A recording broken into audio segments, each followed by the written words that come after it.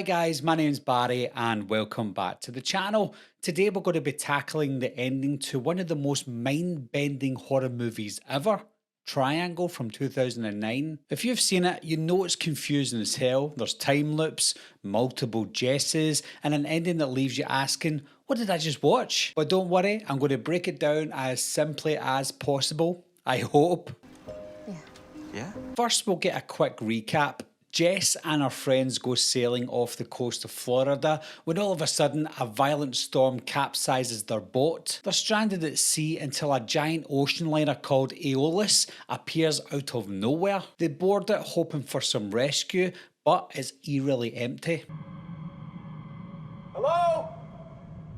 Things then turn terrifying when they're stalked and killed one by one. Jess realises the killer is actually herself in a time loop. The big twist is that she's doomed to repeat this nightmare over and over, trying and failing to change the outcome. At times it does feel really straightforward, but what is actually happening? Triangle is a time loop story, but it's not a clean, simple loop like, say, Groundhog Day. Jess is caught in a recursive loop where every time she tries to save her friends or go home to her son, she ends up starting over. But here's the key. The loop doesn't reset cleanly. It adds another Jess every time. That's why there's multiple Jesses running around the ship at once. Each new loop just stacks on top of the old ones. Now here's the biggest thing that we need to understand, something that's quite different from other time loop movies. The loop doesn't erase the old versions of Jess, it just piles up the new ones on top. That's why the ship is full of creepy clues like the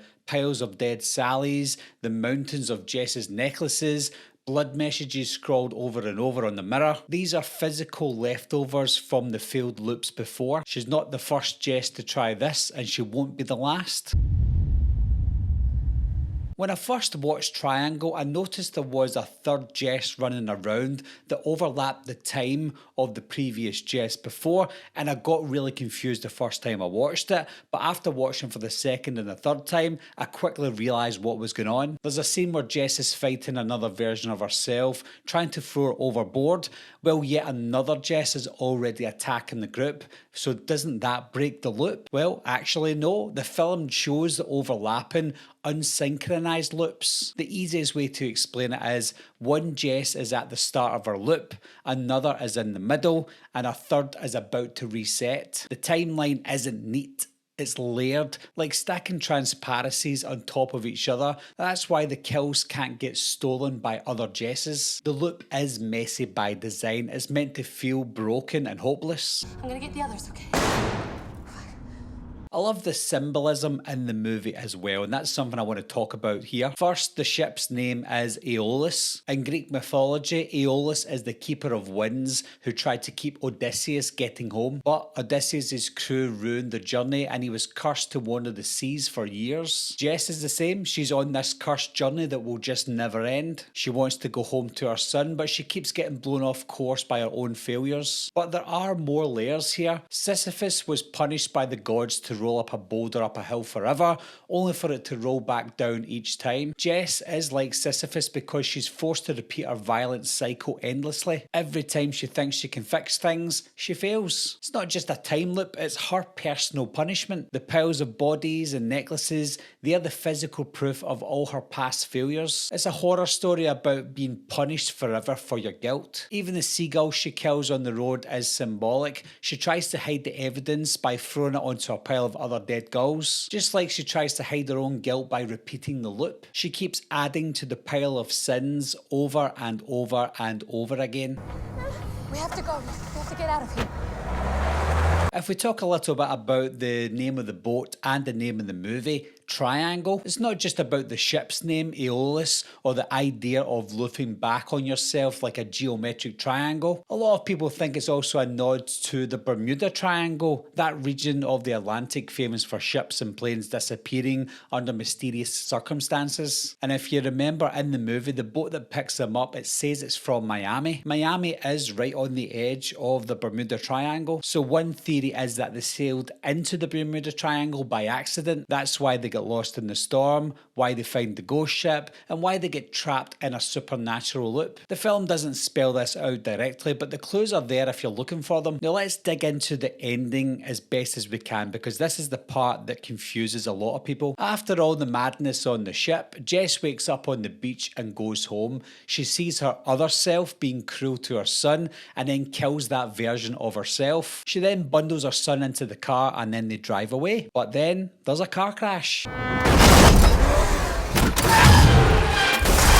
She sees her son dead on the road, and she also sees herself dead on the road, and she's standing there alive but bloodied and in shock. The most popular interpretation is that Jess and her son actually died in the car crash. The entire looping nightmare on the ship is like her personal purgatory or hell, forcing her to relive her guilt forever. She killed her son, accidentally or not, and she can't accept it, so she's punished to repeat the same cycle over and over again. That's why after the crash, the taxi driver shows up. He asks if she'll be back, like he knows this isn't over. Some people think that he's a supernatural figure, an angel of death, or even the devil himself. He doesn't force her to go with him, he just offers the ride.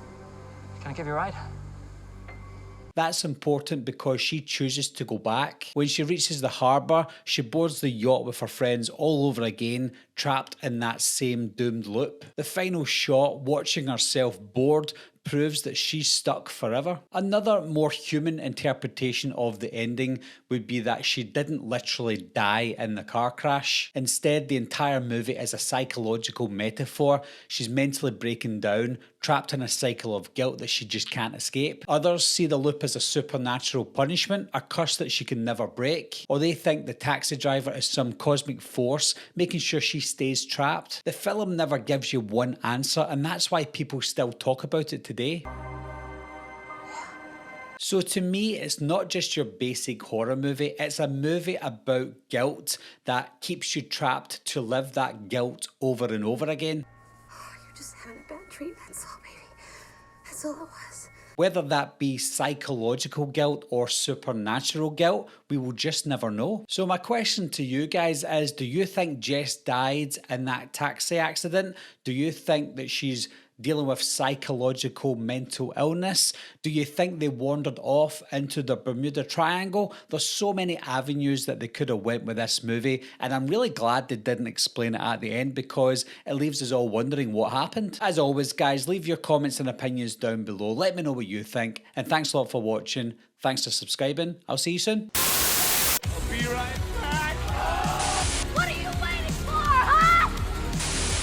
Coming to get you, Barbara.